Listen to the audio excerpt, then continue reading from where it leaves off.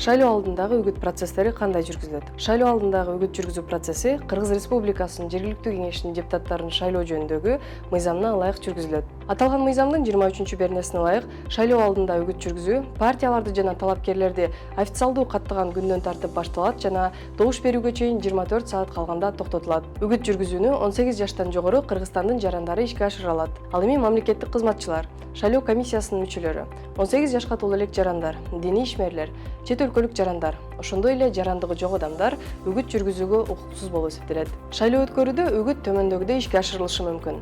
Жалпыга маамдоо каражаттары аркылуу мыйзам боюнча ар бир партияга бирдей убакыт бөлүнүп берилет. Жалпы иш-чараларды, чогулуштарды, дебаттарды, демонстрацияларды уюштуруу жолу менен, басылма, телевидение жана башка ЖМКларга үгүт материалдарын таркатуу жолу менен, ошондой эле мыйзамда тыюу салынбаган башка жолдор менен үгүт жүргүзүүгө жол берилет. Бул учурда Борбордук шайлоо комиссиясы бардык партияларга бирдей шарттарды түзүп берүүгө жана ЖМКларга үгүт жүргүзүүсү үчүн партияларга бирдей убакыттарды бөлүп берүүгө милдеттүү болот. Ал эми шайлоого катышып жаткан партияларга төмөндөгүдөй үгүт жүргүзүүгө тыюу салынат. Үгүт материалдарда этностук, расалык, диний жеккөрүүнү козуткан, гендердик теңсиздикти, согушту жана мамлекетти басып алууну пропагандалаган чакырыктарды жасоого, бактарактарга жана тооташтарга жарнамалык плакаттарды илүүгө жана жазууга, жалган маалыматтарды жарыялоого, атаандаш партияларды каралаган, добуш бербөөгө үндөгөн материалдарды чыгарууга, саясий партиялардын аталышын жана эмблемаларын колдонуу менен саясий жарнамаларды жасоого, добуш сатып алууга жана белек берүүгө тыюу салынат.